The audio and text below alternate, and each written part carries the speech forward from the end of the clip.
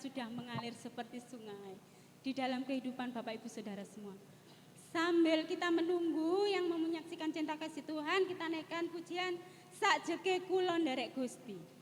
Saya undang Bapak Ibu Saudara untuk bangkit berdiri, kita nyanyikan lagu Sakjeke Kulon Nderek Gusti, kula tansah diberkati.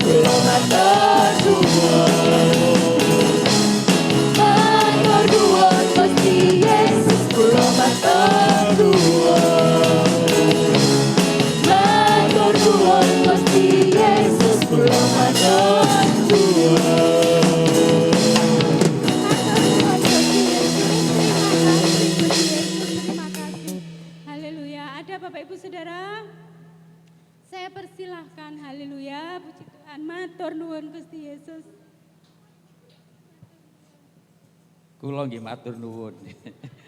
Ya, selama saya melihat bagaimana kasih Tuhan itu mengalir tahun 2020 secara manusia, ya sampai tahun 2004 ini secara manusia ya enggak mungkin, tetapi bagi Tuhan itu mungkin. Ya, karena saya tahu bahwa Tuhan yang manggil, Tuhan harus bertanggung jawab atas kehidupan kami, atas keluarga kami.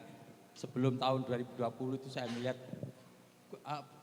masalah demi masalah, kekurangan demi kekurangan selalu silih berganti. Tapi dengan namanya keyakinan kami, dengan keputusan kami ambil Tuhan. Tuhan, saya mau ikut Engkau selagi kami masih ada kesempatan. Puji Tuhan, selama sampai hari ini kalau saya ada sebagaimana kami ada, berarti Tuhan itu ingin supaya kami tetap melangkah. Kami yakin dan percaya di saat kita melangkah bukan berarti tidak ada tantangan selalu berganti. Tetapi saya yakin percaya Tuhan itu Tuhan yang Maha Tahu, Tuhan yang sanggup menolong kita, Tuhan yang sanggup menaungi kita, yang awan dan tiang api.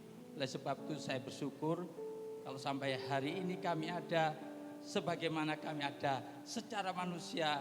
Saya tidak diperhitungkan oleh dunia, bahkan secara pendidikan pun saya tidak berarti. Tetapi bagi Tuhan tidak ada bayaran mustahil. Bagi saya secara pribadi, khususnya bagi kita semua jemaat di tempat ini, saya harap apapun yang terjadi, jangan kecil hati. Itu penting bagi saudara dan saya. Supaya apa? Supaya kita melihat kasih Tuhan, kemurahan Tuhan, kebesaran Tuhan, bahkan kebaikan Tuhan. Kalau sampai hari ini kami ada sebagaimana ada, saya bersyukur, saya punya anak 2, ya, puji Tuhan, semuanya Tuhan berkati, Tuhan tunjukkan bagi saya bagaimana cara Tuhan berdua. Tetapi yang saya tahu, saya yakin percaya kalau anak-anak saya itu nurut sama Tuhan, termasuk apa yang dikatakan, saya yakin Tuhan tunjukkan jalan buat mereka. Dan pagi hari ini saya tidak bersama anak-anak kami, karena mereka sedang ada undangan di Bogor, ya. Saya tidak nyangka kalau mereka ada undangan di Bogor, Buana.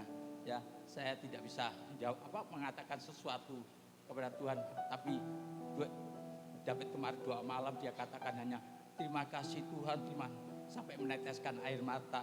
Saya melihat anak saya belum tahu pernah begitu, tapi dia masuk dalam rencana Tuhan, masuk dalam bimbingan Tuhan, masuk dalam kuasa roh. Mereka dijamah Tuhan, dia sampai menangis Bapak Ibu. Ya saya secara manusia, ya saya, bukan berarti saya sedih, enggak. Tapi saya tahu bahwa Tuhan punya rencana yang indah buat keluarga kami, buat anak kami, supaya mereka mengandalkan sepenuhnya kepada Tuhan. Meskipun secara pendidikan mereka tinggi, tetapi kalau mereka tidak dijamah oleh Tuhan, saudara, apapun bisa terjadi dalam kehidupan mereka. Tetapi kalau jamah Tuhan, mereka akan merasa bagaimana cara Tuhan menolong mereka. Bukan berarti pendidikan tinggi tidak perlu Bapak Ibu, ya, tetapi lebih perlu lagi kalau kita bisa dijamah Tuhan. Itu rasanya saya tidak saya katakan. Saya tadi jam berapa saya sudah bangun? Jam 2:30 sudah bangun. Seperti saya sudah tidur 10 jam berapanya, ya. Tapi jam 2:30 saya nyanyi menyembah Tuhan sampai saya menangis, ya. Itu yang saya rasakan. Itulah kemurahan Tuhan yang diberikan dalam kehidupan kami. Sampai kemarin ada beberapa orang datang ke rumah, ya minta boleh dikatakan, boleh minta doakan, ya, minta curhat. Saya kan, Bu, sudah tidak usah dibikin teman-teman, ya, dunia dibikin teman ngeluh, tidak sih saya katakan, ya. Tetapi biarlah kita senantiasa pasrahkan pada Tuhan. Tuhan sanggup menolong, Tuhan sanggup mengubah segala sesuatunya yang tidak mungkin menjadi mungkin. Oleh sebab itu saudara dan saya harus persiapkan hal ini supaya di saat dihadapkan orang-orang yang mengeluh, saudara berikan masukan melalui kebenaran firman Tuhan. Saya yakin percaya kekuatan Tuhan akan mengalir di dalam kehidupan kita, di dalam kehidupan semua. Amin. Haleluya, puji Tuhan. Kasih Tuhan luar biasa, kesaksian yang luar biasa yang membangun hati kita, membangun kehidupan kita. Saya undang Bapak Ibu berdiri, bangkit berdiri untuk naikkan pujian bahwa kalau Tuhan sudah berfirman, tidak ada yang mustahil buat kita, bagi kita orang yang percaya. Haleluya, kita naikkan pujian dengan segenap hati kita.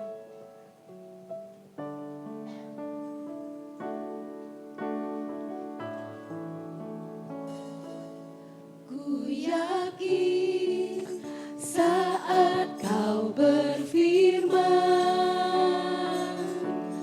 ku menang saat Kau bertindak. Hidupku hanya ditentukan oleh perkataanmu. Ku aman karena Tuhan menjaga. Ku aman karena Kau menjaga. Ku kuat Tuhan. Ku kuat karena Kau menopang. Hidupku hanya ditentukan oleh kuasa-Mu. Bagi Tuhan tak ada yang mustahil. Bagi Tuhan tak ada yang mustahil.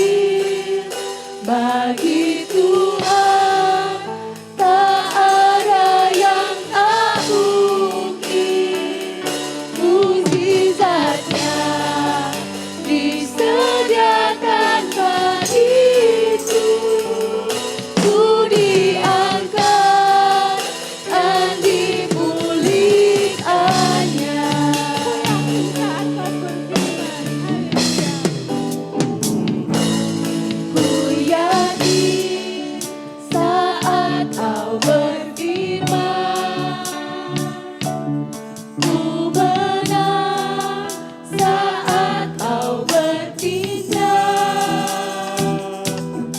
hidupku hanya ditentukan oleh perkataanmu. Aman ya Tuhan karena Engkau. Aman karena Kau menjaga. Ku kuat karena Kau menopang hidupku hanya ditentukan oleh kuasa-Mu.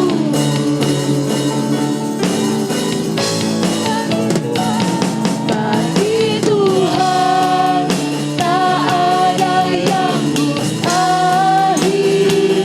Bagi Tuhan tak ada yang tak mungkin. Mukjizatnya disediakan bagiku. Ku diakan bagi pulihannya. Bagi Tuhan tak ada yang mustahil. Bagi Tuhan tak ada yang tak mungkin. Mukjizatnya disediakan bagiku. Ku diangkat dan dipulihkannya.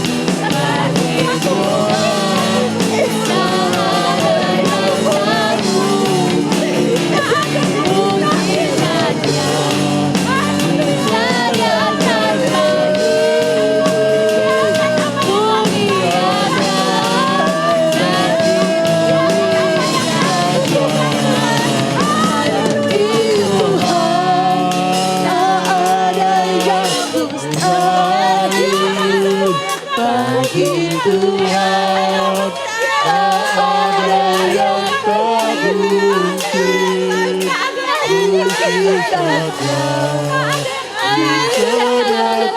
bagiku, kuliakan dan dimuliakannya. Tuhan, tak ada yang mustahil bagi Tuhan, tak ada yang tak mungkin. Mujizatnya diserahkan bagiku, kuliakan dan dimuliakannya.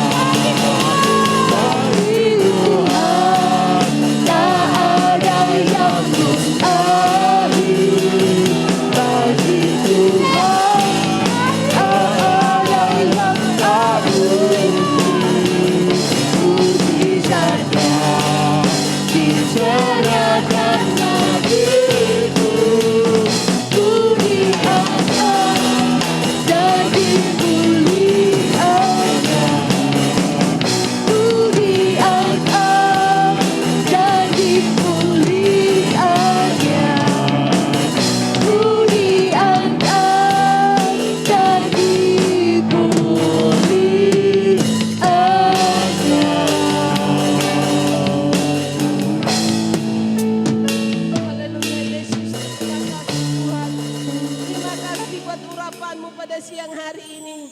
Kami percaya setiap pribadi lepas pribadi Engkau telah menerima berkat dari-Mu Tuhan. Kami telah menerima kuasa-Mu pada siang hari ini Tuhan. Bila Engkau memakai kami lebih lagi untuk menyenangkan Engkau Yesus. Terima kasih Tuhan, Engkau berkati hamba-hamba-Mu yang telah melayani kami pada siang hari ini. Berkati dalam kehidupan mereka, berkati dalam pelayanan yang mereka lakukan Tuhan. Bila Tuhan Engkau memberkati dalam rumah tangga, Tuhan turut dalam. Terima kasih sebentar kami mendengarkan firman-Mu. Berkati hamba-Mu yang menentangkan firman-Mu. Urapi Tuhan dari atas Allah sampai bila berkat yang dia keluarkan melalui hamba-Nya membuat kami semakin bertekun mengharap, percaya bahwa Yesus Tuhan kami, tiada Allah yang lain. Terima kasih Tuhan, kami terima berkat-Mu pada siang hari ini. Lebih lagi Tuhan, bahwa kami dimenangkan, kami dibebaskan, dan kami dipulihkan dapat kemenangan. Di dalam nama Tuhan Yesus kami mengucap syukur dan berterima kasih. Haleluya, amin.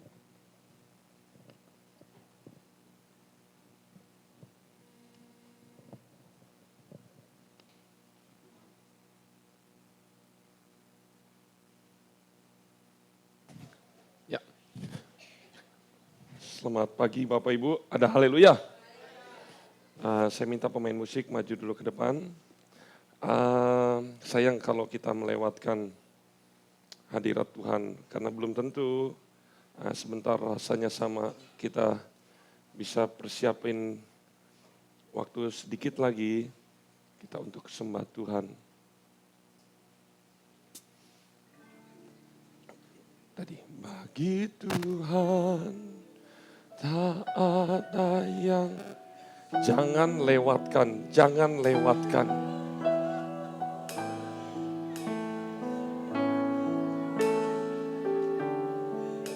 Mujizat Tuhan ada di tempat ini, jangan lewatkan. Jarang saya seperti ini. Ada sesuatu yang akan terjadi di tempat ini. Dan dipulih bagi Tuhan, rendahkanlah dirimu, rendahkanlah dirimu. Tuhan, anak-anak nyanyi semuanya. Tahu, naikkan pujianmu, mujizatnya.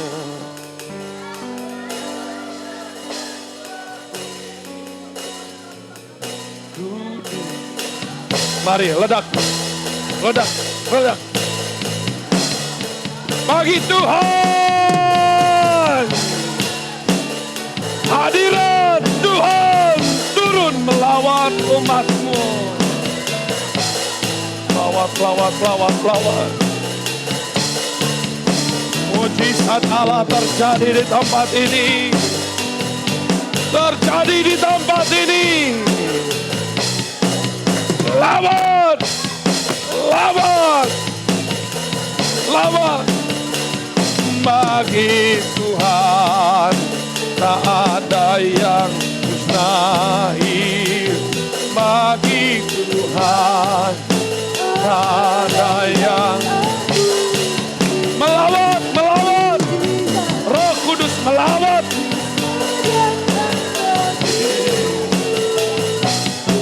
Terbuka, terbuka. Mari sembah Tuhan. Haleluya, haleluya, haleluya, haleluya, haleluya, haleluya, haleluya, haleluya, haleluya, haleluya. Haleluya, haleluya, haleluya, haleluya, haleluya. Api Roh Kudus turun. Jama, jama, jama, jama, jama, jama, jama. Jama, jama, jama, jama. Dipulihkan, dipulihkan, dipulihkan, dipulihkan, dipulihkan.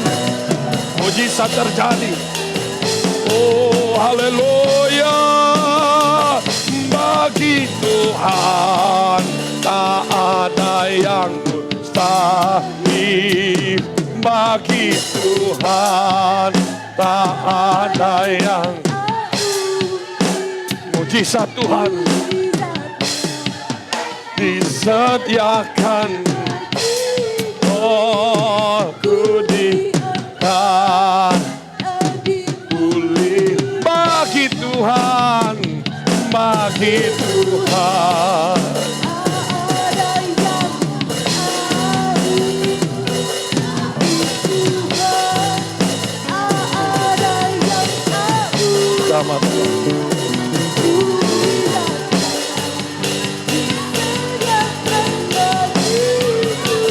Rabaseko. Rabaseko. Oh, Rabaseko. Labakan. Rabaseka. Rabaseka. Rabataka. Rabataka. Rabataka. Rabataka. Seka. Rabataka. Rabataka. Rabataka. Rabataka. Oh, Asaka. Oh, Allah.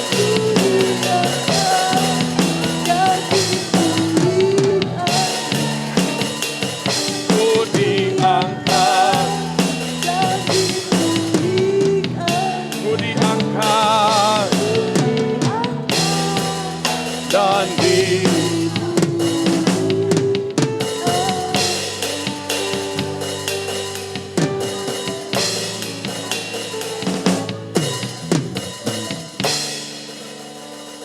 Haleluya.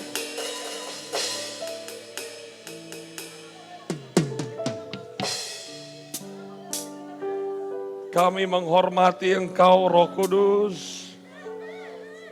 Kami sangat menghormati Engkau.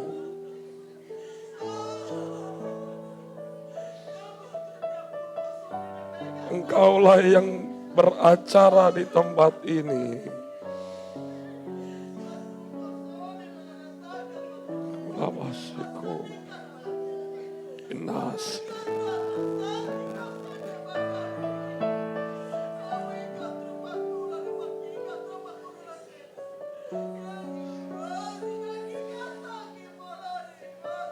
Terima kasih Roh Kudus.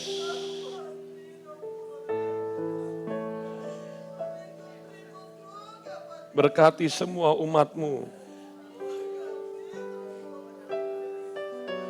terutama jiwa kami, roh kami.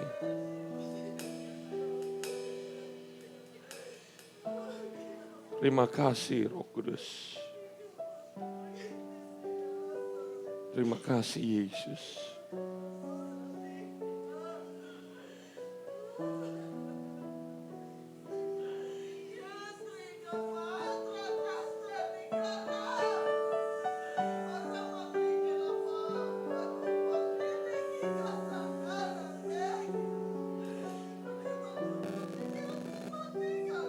Sebentar kami akan mendengarkan firman Tuhan. Urapi hamba-Mu, urapi kami semua, biarlah telinga kami peka mendengar suara Tuhan. Jadilah seperti yang Engkau mau pada saat pagi ini. Terima kasih Tuhan Yesus. Terima kasih Tuhan Yesus. Dalam nama Yesus. Haleluya. Amin. Haleluya, puji nama Tuhan. Ya, Bapak Ibu. Memang jarang ya. Tadi seperti tadi, tapi sejak saya mempelajari berbagai macam kecerdasan, itu membuka sesuatu bagian dalam diri saya menjadi lebih ingin tahu. Dan ternyata hasilnya dari sekedar ingin tahu, saya menjadi lebih peka. Ketika mata saya terbuka, tidak ada yang terjadi. Tetapi ketika mata saya tertutup, segala sesuatu yang di sekitar menjadi berbeda. Kecerdasan spiritual itu membuat saya dan Bapak Ibu menjadi lebih sensitif terhadap segala sesuatu yang tidak kelihatan. Bahkan saya merasakan ketika tutup mata, bukan hanya kita yang ada di tempat ini, ada sepasukan malaikat. Dia sedang menyembah. Rasanya beda. Kalau kita nanti menyembah lagi sebentar, beda. Rasa itu memang tidak bisa dibohongin. Ya. Dan saya sangat suka ibadah itu seperti ini. Supaya kita terus lagi berkembang. Hari ini saya akan memberikan tema firman Tuhan yaitu nilai diri bagian kedua. Kalau kemarin istri saya yang menyampaikan. Hari ini saya akan menutup dan melengkapi. Ya. Tetapi sebelum itu, saya akan tunjukkan satu video kepada Bapak Ibu. Karena video ini adalah menggambarkan kita itu siapa. Dan kita akan menjadi apa. Dan biarlah melalui video yang singkat ini, kita mau kasih komitmen sambil disiapkan, kita mau taruh diri kita di mana. Bisa digeser ya.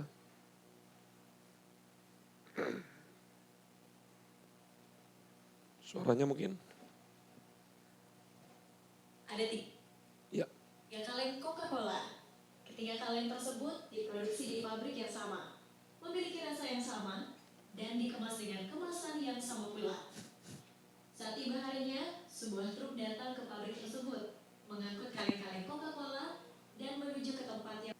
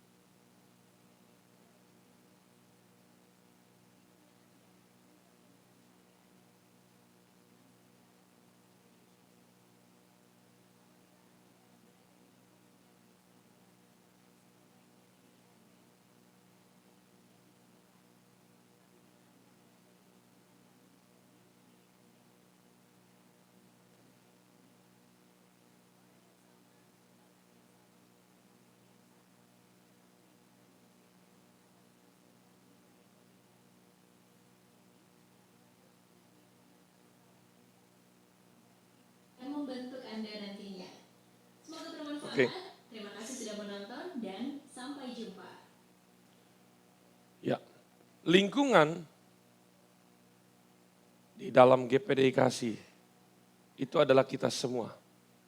Dan saya mau katakan GPDI Kasih adalah lingkungan hotel yang berbintang 5 dan semuanya mempunyai nilai jual yang tinggi. Amin. Mungkin kita tidak seperti yang lain, mulai dari bentuk bangunan, jumlah jemaat. Tetapi ingat, mungkin dari setiap kita mempunyai perekonomian yang berbeda, latar belakang yang berbeda. Tetapi ingat, semuanya tadi sudah dijelasin bahwa Coca-Cola itu diciptakan semua sama, tetapi tetap menghasilkan satu yang beda hasilnya. Daya jualnya itu berbeda. Lingkungan. Dan saya berharap pada pagi ini kita mempunyai lingkungan yang sehat. Yang saling membangun. Tidak saling menjelekan. Karena itulah nilai diri kita itu akan semakin bertumbuh. Kita lihat di dalam Alkitab, ternyata ada nilai diri itu ditentukan juga dari lingkungan. Bisa naik? Ya. 1 Samuel 2 ayat 26. Kita akan bangkit berdiri semua. Ini ada 2 ayat. Satunya Lukas 2 ayat 52. dalam perjanjian lama dan dalam perjanjian baru itu saling mewakili. 1 Samuel 2 ayat 26 kita akan baca dalam hitungan ketiga, 1, 2, 3. Tetapi Samuel yang muda itu dan semakin disukai baik di hadapan Tuhan.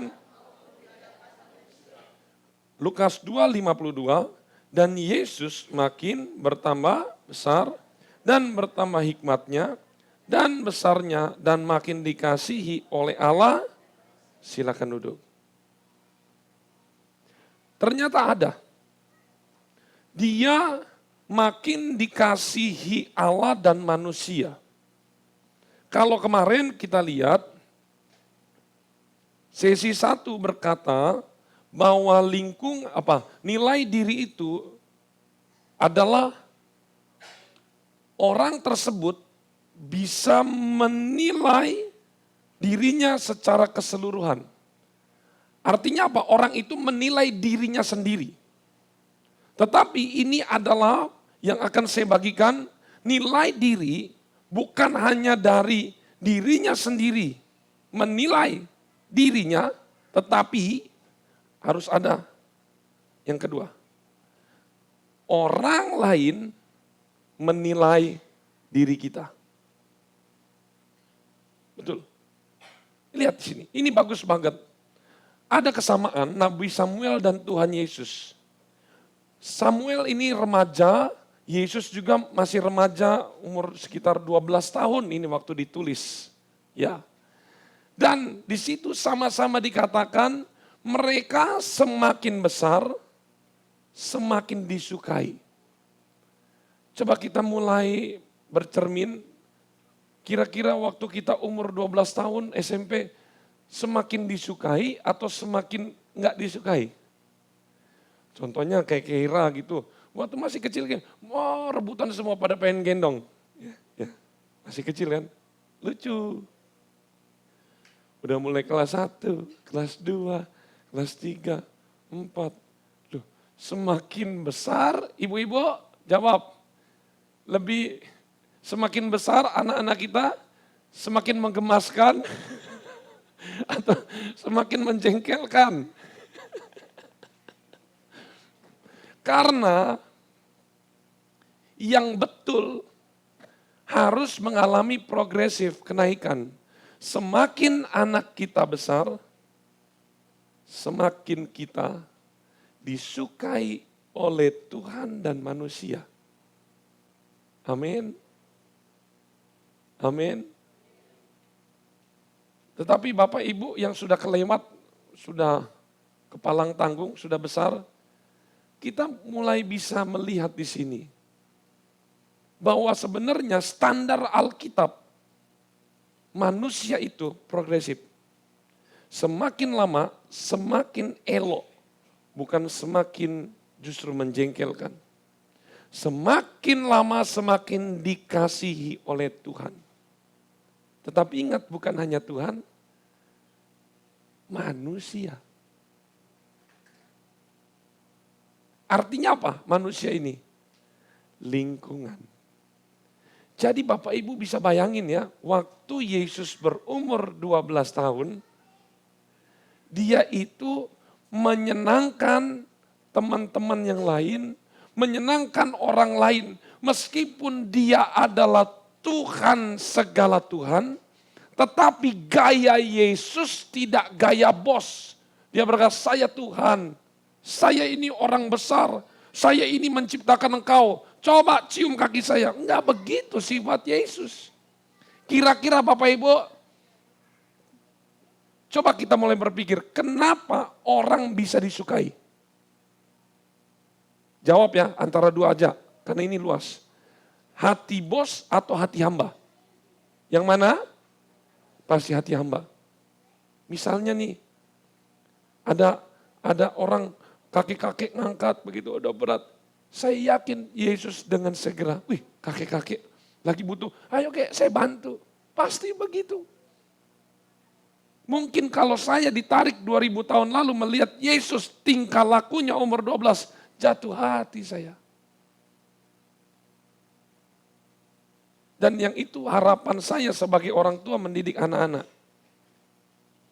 Dan puji Tuhan sampai sekarang track recordnya masih sesuai dengan standar Alkitab yang saya lihat.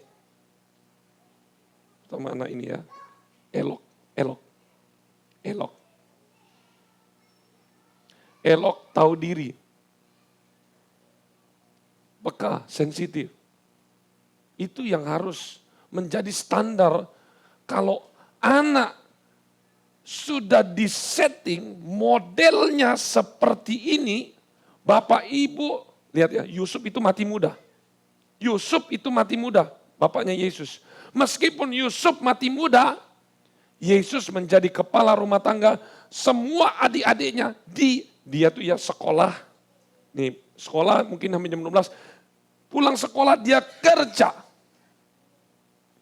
Yesus sekolah sampai umur 30 tahun karena dia harus lulus dalam tahap terakhir, makanya dia seringkali disebut rabi. Rabi itu bukan hanya sekedar orang pinter. Mau orang pinter tapi kalau nggak sekolah, jangan harap di sinagog, di bait Allah itu, jangan harap ada orang yang berdiri karena pintar di mimbar. Bukan karena gelar. Jadi rabi itu diperoleh karena gelar. Kalau sekarang S3, teologi ya, udah profesor, udah master tingkat tinggi itu. Rabi. Sampai sekarang masih ada rabi di Israel. Dan rabi itu semua, mau sampai presiden itu semua hormat sama dia. Standar Yesus sudah sampai rabi. Salah satu kelebihan dari rabi yang boleh lakukan adalah dia boleh memberikan misna. Misna itu kalau di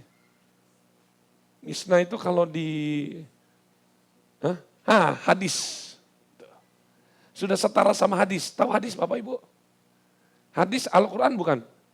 Bukan Al-Quran. Hadis itu di luarnya.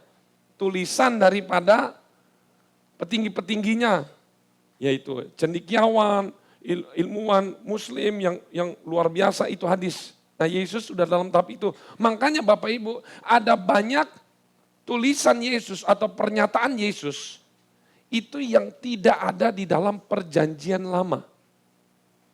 Contohnya, kamu berkata bahwa kalau membunuh, tentang masalah pembunuhan aja. Kamu berkata ini membunuh. Jangan salah. Yesus berkata bagaimana?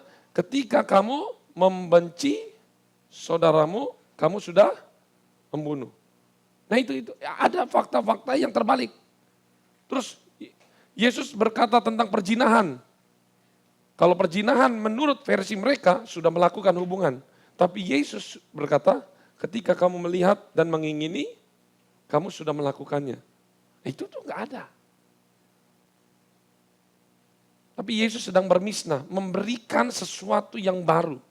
Dan mereka terima karena levelnya dia sudah sampai rabi. Itu dia. Dan yang luar biasa, Yesus itu sangat disukai di lingkungan. Ini berarti kita bisa bayangkan betapa sukacitanya tetangga Yesus. Betapa sukacitanya teman-teman sepermainan Yesus. Kalau waktu itu saya jadi tetangga Yesus yang umurnya sama, saya mainan sama Yesus, saya yakin saya akan sama-sama terbangun. Karena Yesus tidak suka membuli orang. Percaya? Amin. Kalau misalnya temannya nangis, temannya ada mengalami kesulitan, dia angkat. Om Jiri hoak, data-datanya mana? Data-datanya ada. Yesus waktu ketinggalan di bait Allah itu umur berapa? 12 tahun. Dia ketinggalan berapa hari? Kurang lebih 3 hari. Dia ketinggalan itu, dia tidak mengalami kekurangan apapun. Itu bayangin berhari-hari dia makan dicukupi, tidur dicukupi, semuanya yang ada dia dicukupi. Justru waktu Yesus ada di bait Allah, orang-orang besar bahkan yang profesor, orang Farisi, ahli Taurat, semua kumpul. Magnet Yesus terlalu sangat kuat. Berada dekat dengan dia, itu sangat-sangat menyenangkan. Daya tarik umur 12 tahun itu, misalnya ya anak saya duduk, apakah ada orang dewasa yang mau deketin sampai berhari-hari? Untuk tanya jawab, ngobrol. Saya bilang ya, kalau hanya Yesus pintar saja, itu orang akan datang menghina pergi. Karena apa? Cuman pintar, tapi dia tidak menghargai. Ya kan, kalau cuman pintar tapi nggak menghargai, malah bodoh-bodohin orang. Kamu bodoh sih. Orang akan jengkel. Tetapi Yesus itu punya, dia pun pintar secara IQ, tetapi emosional. Bayangin, orang-orang dewasa itu dekat Yesus tidak merasa terhina. Mereka tidak berkata, dasar Yesus sombong. Enggak, justru mereka senang dekat Yesus. Artinya Yesus bisa menghargai orang-orang besar. Kira-kira Bapak Ibu pernah nggak berpikir seperti yang saya pikirkan tadi? Atau baru hari ini? Mungkin hari ini kita hanya berpikir Yesus umur 30 kan? Selevel Yesus umur 12 tahun saja sudah sangat layak Yesus mengajar. Sangat layak. Tetapi ingat, Yesus harus mematuhi budaya dan aturan. Ada orang berkata, kenapa Yesus harus menunggu umur 30 tahun? Kan dia sudah Tuhan dari kecil, betul. Tapi karena Yesus harus mengikuti aturan. Yang boleh naik mimbar di atas, mengajar, umur 30. 29 nggak boleh. Umur 30. Jadi bisa bayangkan, pulang dia sekolah, belajar agama, dia kerja. Yusuf mati muda.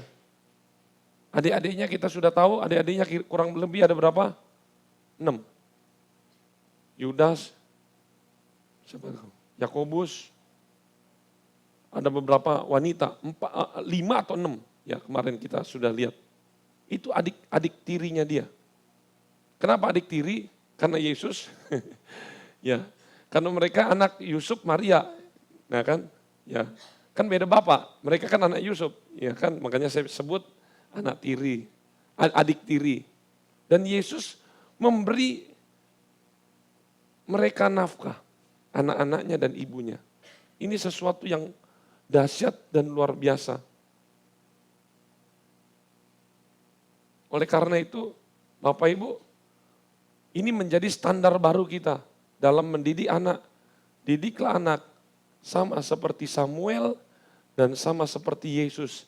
Semakin besar, semakin anak itu dikasihi Tuhan, semakin anak itu dikasihi manusia. Artinya lingkungannya. Kalau ada yang salah, ada yang melenceng, berarti harus kita benahi lagi. Dan ini sudah menjadi langka.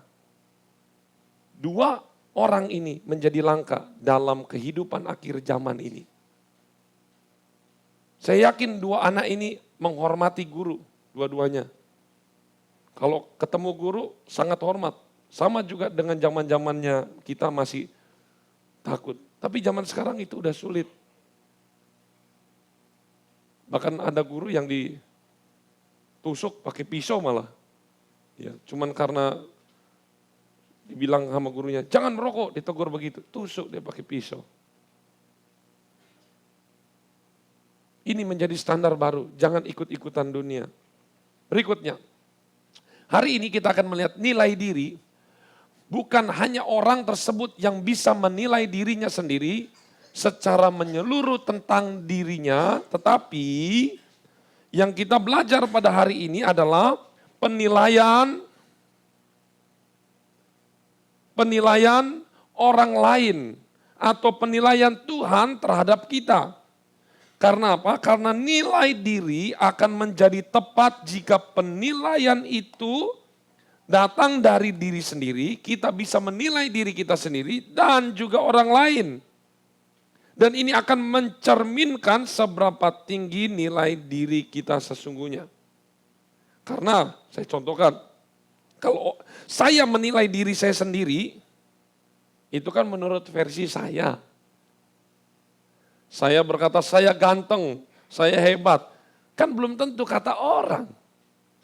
Jadi bagaimana kita menilai diri kita sendiri, orang lain menilai kita, itu akan menjadi satu hasil yang akurat, yang tepat.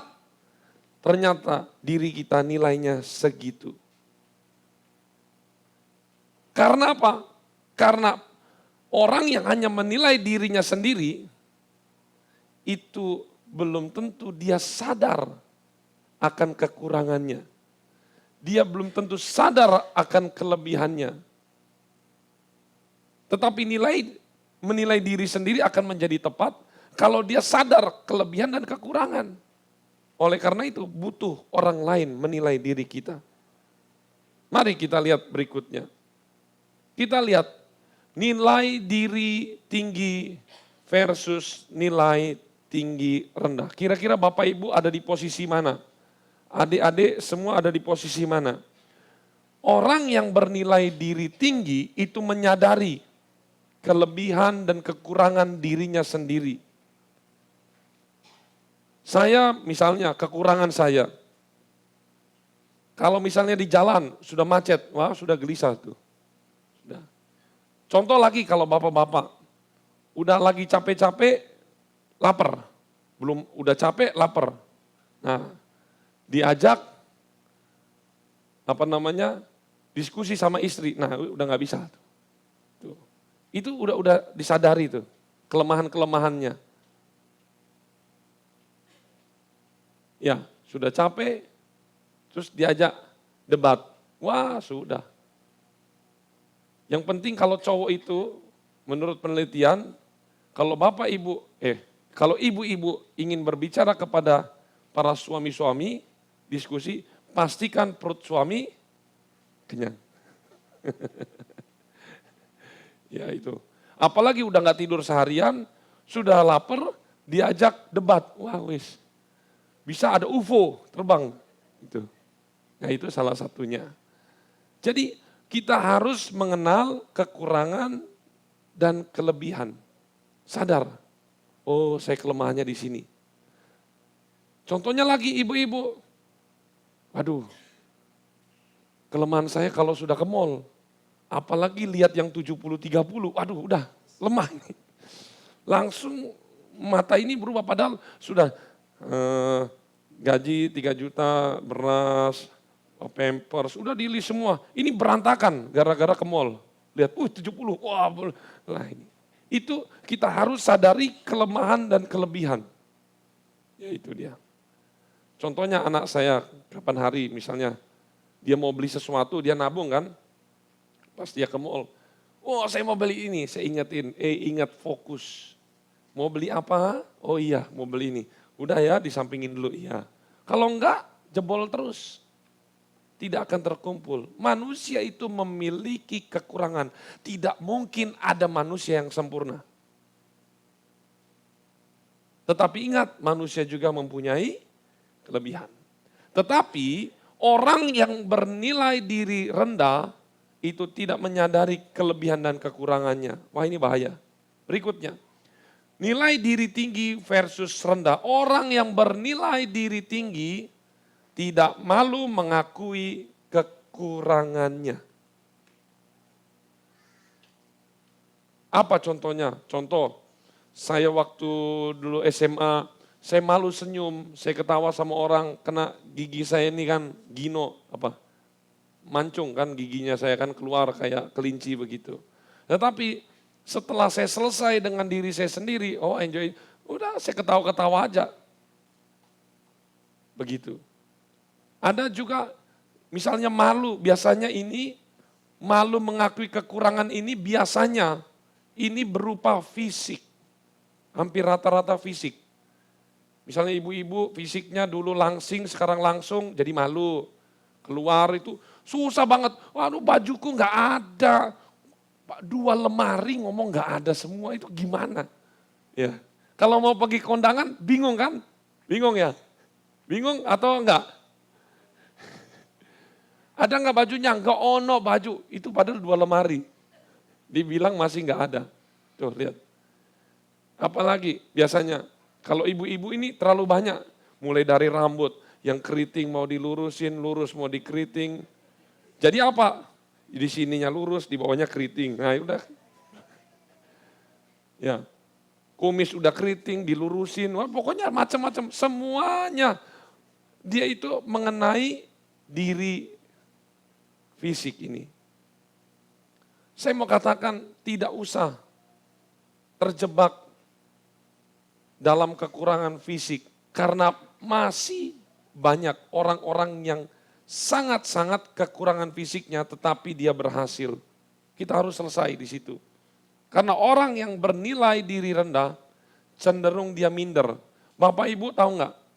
Minder itu adalah kesombongan tertinggi. Orang sombong kita bisa lihat, oh ini orang sombong. Tapi orang yang paling sombong dari orang sombong adalah ini, orang minder. Karena orang minder ini orang yang tidak mau kekurangannya diketahui oleh orang lain. Dia menyembunyikan itu baik-baik. Cukup, stop, hari ini minder, ditanggalkan. Nggak usah kita berpikir, ya segala macam kekurangan-kekurangan kita, apalagi yang bawaan lahir, fisik kita, background orang tua kita, kenapa saya nggak lahir dari orang kaya, dari Bill Gates, apa segala, waduh nggak usah yang begitu, kenapa saya ini fisiknya kurang sempurna, tidak seperti artis Korea, apa segala, sudahlah. Nggak usah kita terlalu banyak berpikir di situ. Jangan hanya melihat kekurangan, tetapi harus melihat kelebihan. Berikutnya, nilai diri yang bernilai diri tinggi, tidak malu kesalahannya diketahui orang lain, bahkan mau dan berani mengakui kesalahan. Ini yang saya sudah terapin di dalam ibadah kaum pria. Kita saling sharing, ya semuanya banyak yang mengakui ini, itu, dan segala macam. Tetapi tidak ada yang ketika tahu kekurangan kemudian respon saya dan yang lain menghakimi, tidak seperti itu. Tetapi ini saling membangun. Dia membuka kesalahannya. Dan ketika diketahui orang, Bapak Ibu, ketika kesalahan itu diketahui orang, otomatis orang itu akan menjadi waspada untuk tidak jatuh dalam lubang yang sama. Itu udah pasti, sudah pasti. Itu dia. Tetapi orang yang bernilai diri rendah malu kesalahannya diketahui orang lain. Bahkan ketika diinterogasi, ditanyain, dia cenderung berkelit. Menyangkal.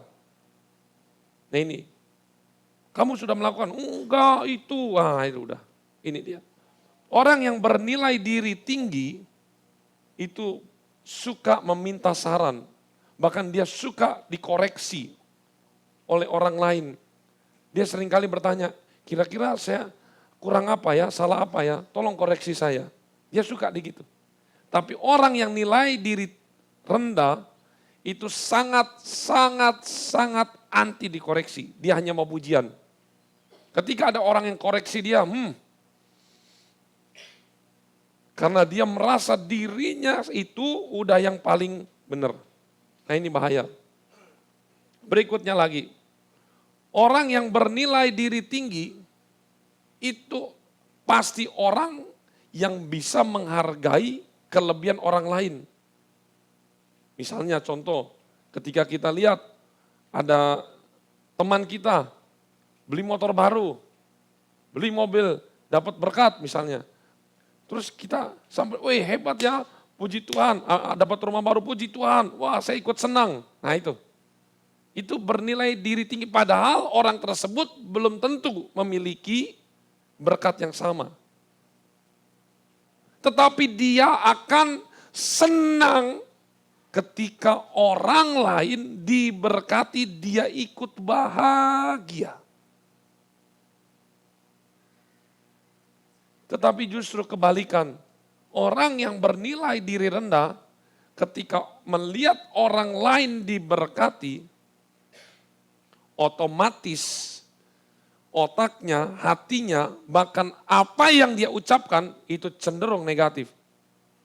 Kok orang itu kaya ya, padahal lo gak pernah keluar rumah.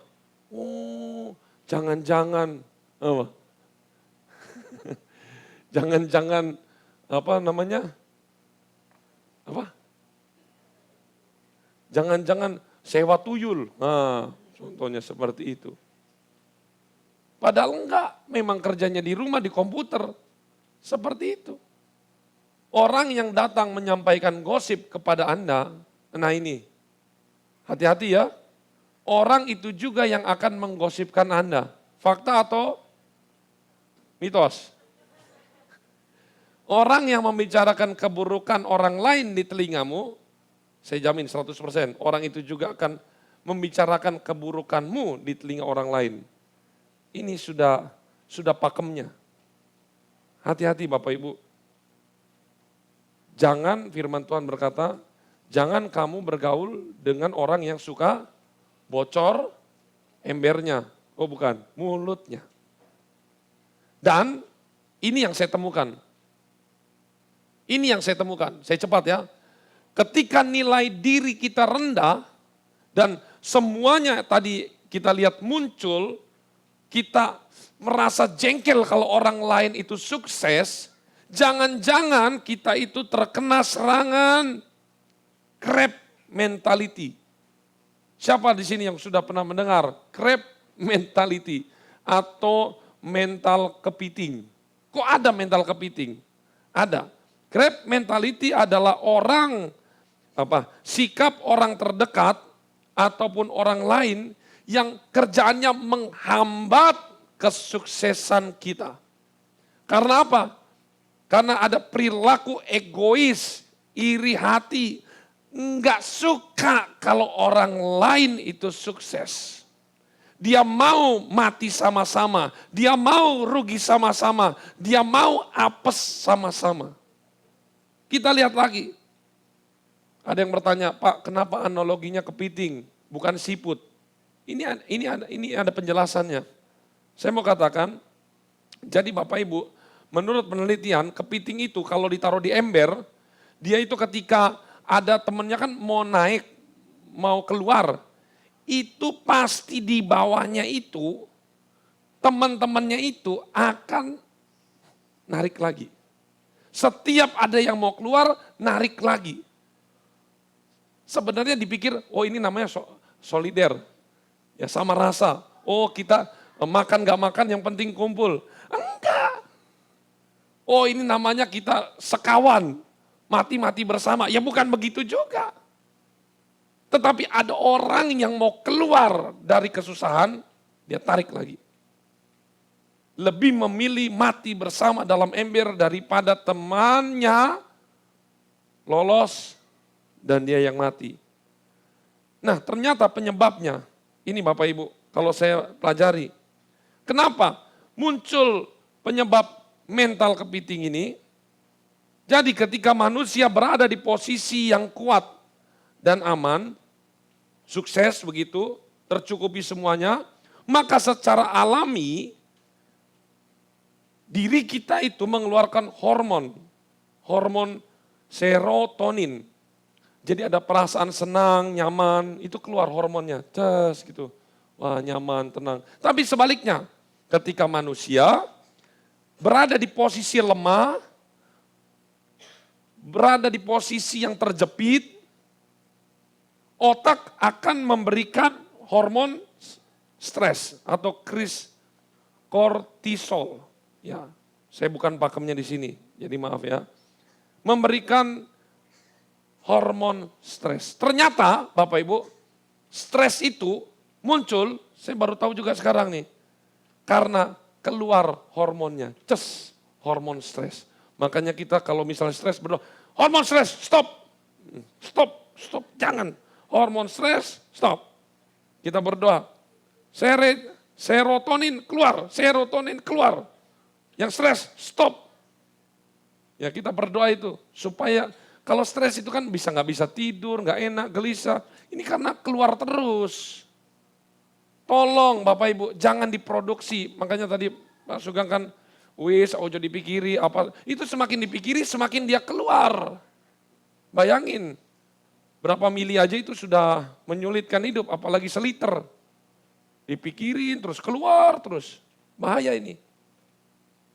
Nah, Bapak Ibu, kita mengenal crab mentality ini, contoh-contohnya adalah orang-orangnya yang memiliki mental seperti ini, dia suka meremehkan orang lain. Misalnya orang lain sudah mengerjakan tugasnya atau orang lain pelayanan, baru begitu aja. Saya wis bertahun-tahun pelayanan biasa aja, baru sekali aja kok sudah belagu. Padahal orang yang dia ngomongin itu dia nggak belagu, biasa aja. Tapi orang seperti ini sukanya meremehkan. Itu biasanya kelihatan dari ucapannya. Suka meremehkan. Saya juga bisa. Memang itu mah kebetulan aja. Hoki kalau saya mah memang. Dia meremehkan segala sesuatu. Yang kedua, contoh perilakunya adalah mengkritik. Tetapi bukan membangun, mengkritik yang menjatuhkan. Ini yang bahaya. Kita lihat kan sekarang di sosial media, pilpres dan segala macam. Mulai muncul loh, kritikus semua. Kita bisa lihat nih, kritik membangun atau kritik menjatuhkan. Yang mana? Kalau kritik menjatuhkan tuh sudah bawa-bawa ijazahnya, masa lalunya, bawa-bawa keturunan siapa, bawa-bawa ini bodinya wele kayak tukang bakso ininya kok ini begini pokoknya dia menjelekan tidak sesuai faktanya. Ini bahaya Bapak Ibu. Jadi yang tidak saya mau bilang yang dikritik itu bukan visi misinya, argumennya, tetapi sudah bawa-bawa postur tubuh, bawa-bawa orang tua. Nah ini tidak boleh. Dan yang terakhir adalah ciri-cirinya suka memanipulasi. Wah ini, saya pernah ketemu orang yang seperti ini. Memanipulasi. Jadi Bapak Ibu, ketika Bapak Ibu sukses ketemu dengan orang seperti ini, Bapak Ibu tadinya bangga akan berubah menjadi Bapak Ibu itu merasa bersalah. Nanti orang-orang datang, kamu ya harusnya ketika kamu nggak boleh begitu, tapi kamu sudah begini, ya udahlah, udah terlanjur. Dia bisa memanipulasi tadinya kita itu merasa hebat, akan dibuat sedemikian rupa, dimanipulasi sedemikian rupa, kita menjadi orang yang paling berdosa di dunia ini. Nanti kalau ketemu orang-orang yang model seperti ini, langsung buang aja. Langsung nggak usah bergaul. Ingat, ini muncul seringkali di tempat kerja dia, udah nggak usah diajak ngomong. Misalnya, oh Pak, ada yang suka mengkritik, menjelek, udah tutup aja rumahnya. Oh ya nanti ya kita ketemu lagi. Udah nggak usah terlalu banyak ngomong dengan orang seperti ini. Karena kalau kita kasih ruang waktu, ingat ini yang paling berbahaya, memanipulasi. Karena dia memanipulasi itu mainannya di mana? Di pikiran. Bahkan ini seperti menggiring. Harusnya kita pilih A menjadi pilih B. Ya. Contohnya pilpres, harusnya pilih 4 malah pilih 5. Nah ini.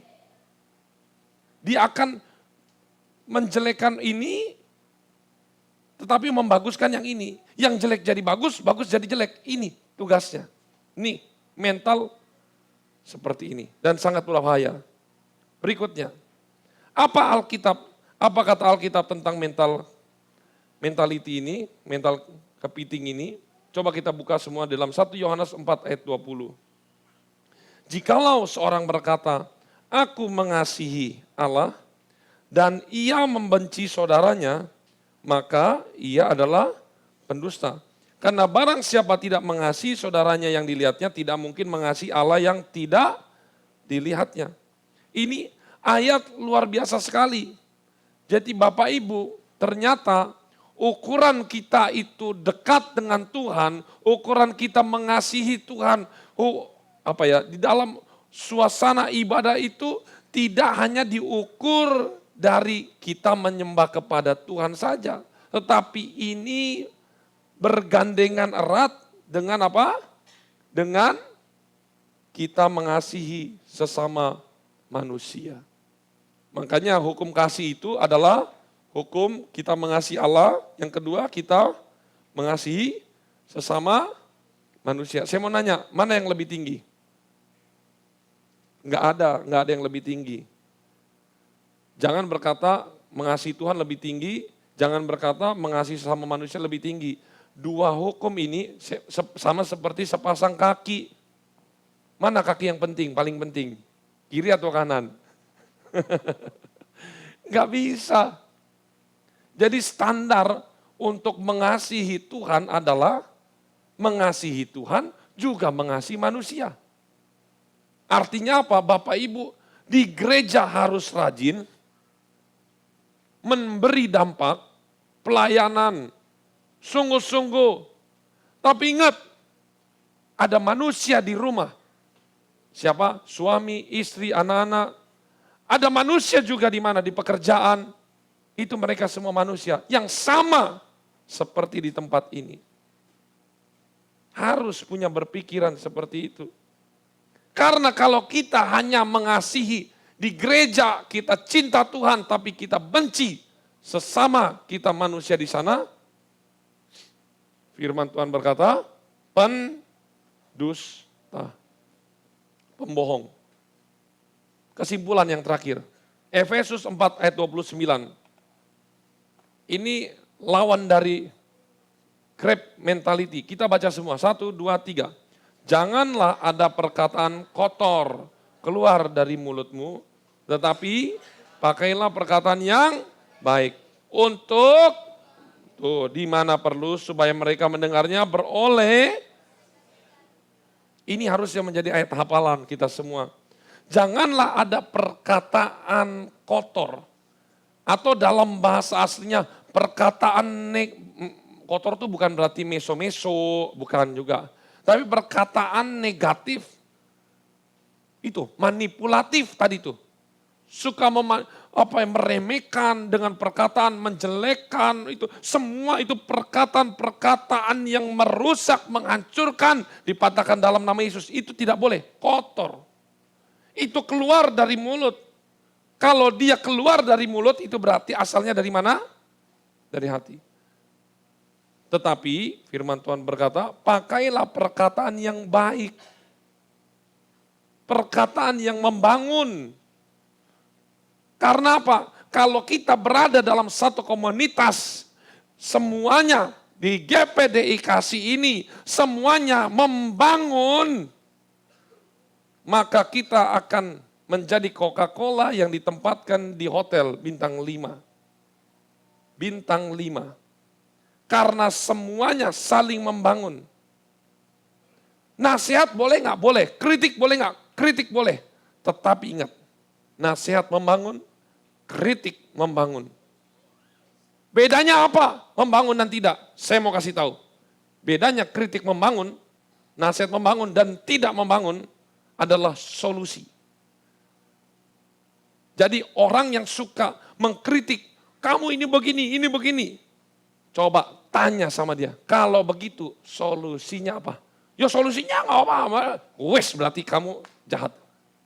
Orang yang bisa mengkritik, berarti dia punya wisdom pengetahuan yang lebih. Pasti dia punya solusi. Tapi kalau cuman bisa ngomong tanpa kasih solusi, berarti dia punya mental crab. Kepiting dia mau tarik kita. Tapi ketika ada orang yang bertanya, mengkritik kita, menasihati, pedes rasanya. Tapi dia kasih solusi, harusnya Pak, ini begini. 1, 2, 3. Harusnya ini begini, ini begini, ini begini. Wah, bangun. Contohnya, tindakan Yesus. Orang-orang Farisi, ahli-ahli Taurat membawa perempuan pelacur yang kedapatan pelacur. Biasanya kalau kedapatan, memangnya perempuan ini melakukan sendiri. Ayo Bapak Ibu. Pasti ada siapanya. Pasangannya mana? Jangan-jangan ini disetting. Banyak pakar Alkitab berkata ini adalah settingan. Jangan-jangan itu salah satu ahli Tauratnya itu yang setting, dianya nggak ditangkap, wanitanya ditangkap.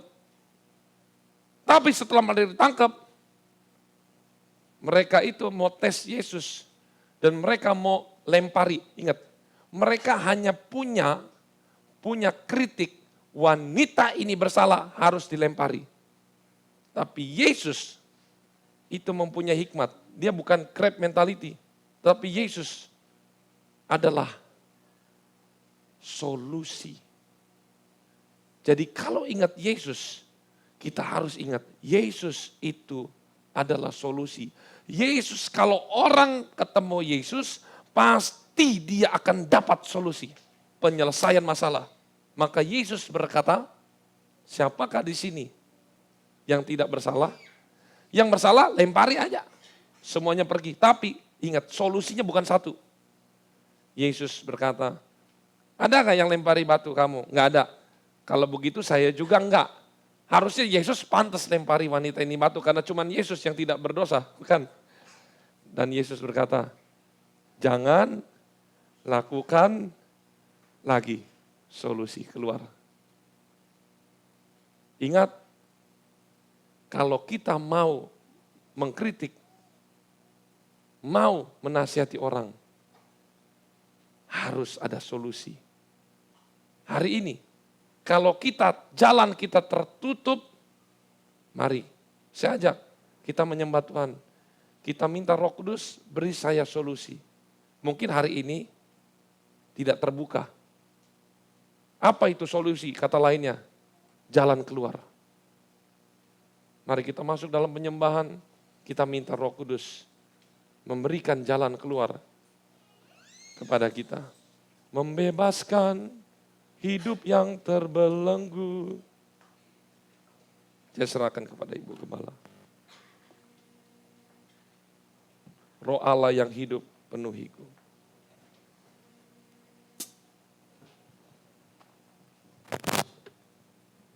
Mari jemaat kita bangkit berdiri.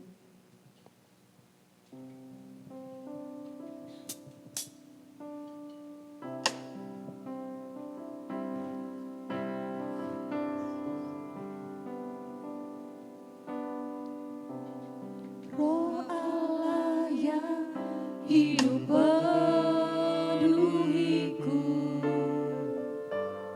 Roh Allah yang hidup pulihkanku,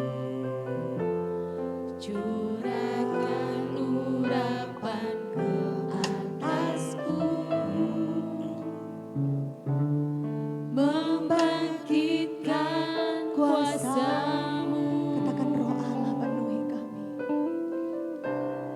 Roh Allah yang hidup penuhiku,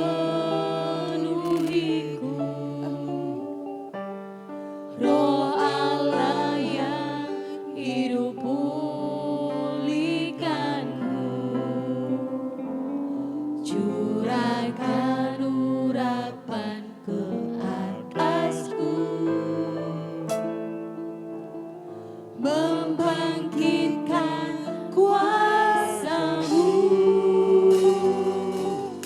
membebaskan hidup yang terbelenggu,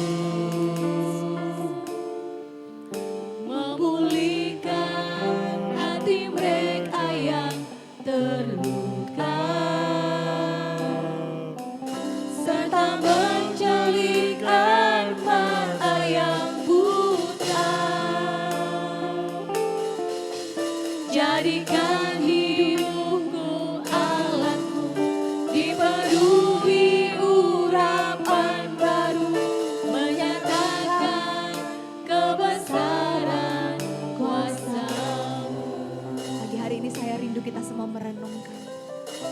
kita orang-orang yang bernilai diri tinggi atau sebaliknya yang bernilai diri rendah?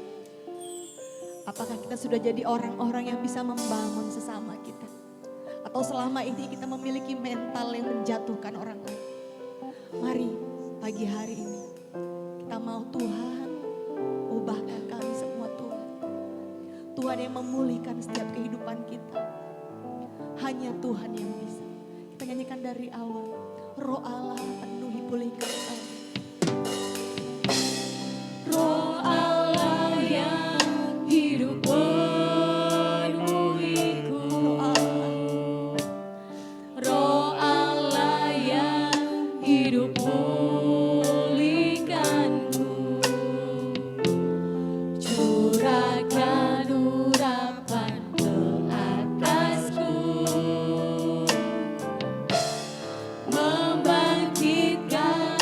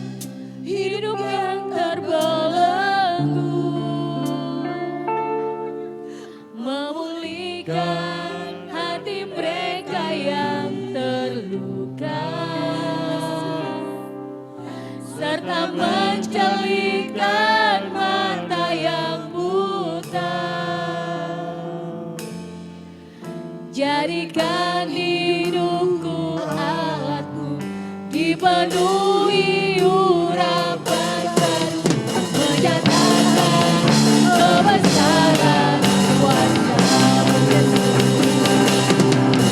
Membebaskan hidup yang terbelenggu, memulihkan hati mereka yang terluka, serta mencelingkan kuasa yang buta. Jadikan hidupku alatku, dipenuhi urapan baru, menyatakan kebesaran kuasa-Mu. Jadikan hidupku alatku, dipenuhi urapan baru, menyatakan kebesaran kuasa-Mu. Dengan kasih Kristus, Ibu Cindrawati pimpin kita dalam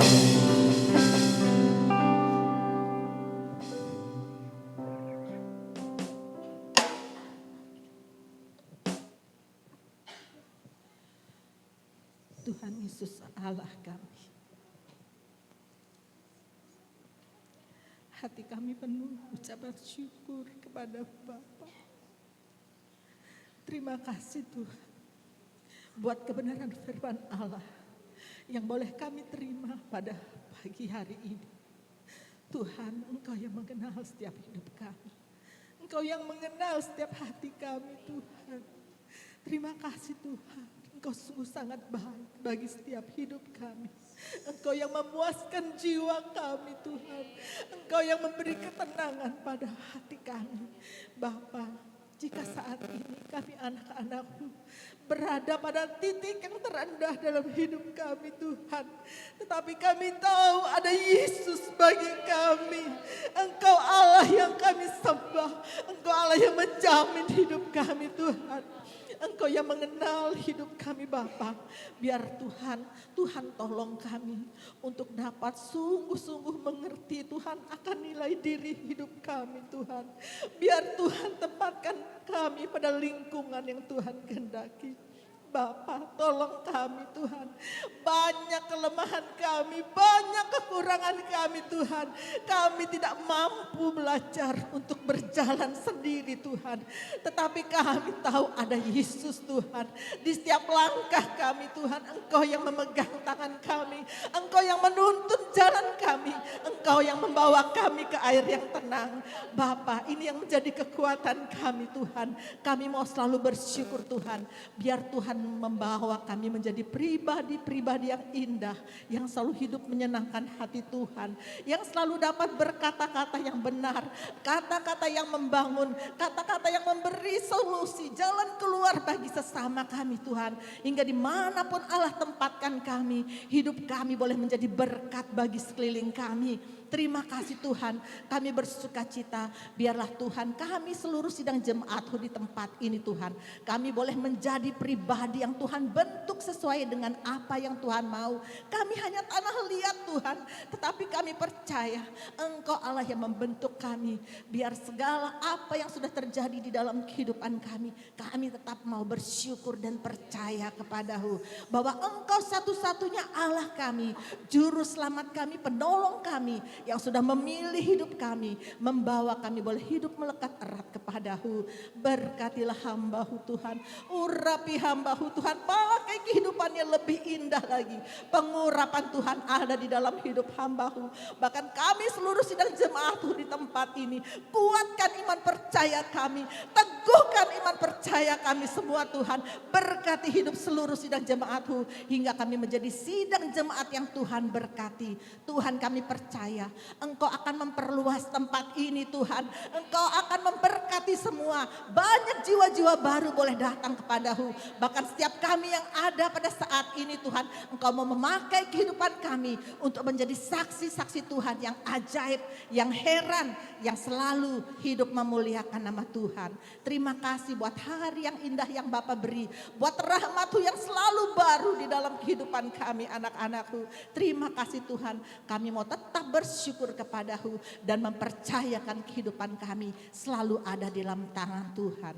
Terima kasih Bapa, bersyukur selalu kepadamu. Kami alaskan doa sembahyang kami hanya di dalam satu nama yang ajaib, Tuhan Yesus Kristus Juru Selamat kami, junjungan hidup kami. Haleluya. Amin. Silakan duduk. Kita angkat pujian ini, ku mau selalu bersyukur. Dengan apapun membalas. Kita akan memberikan persembahan 2 kali. Persembahan kedua untuk dana retreat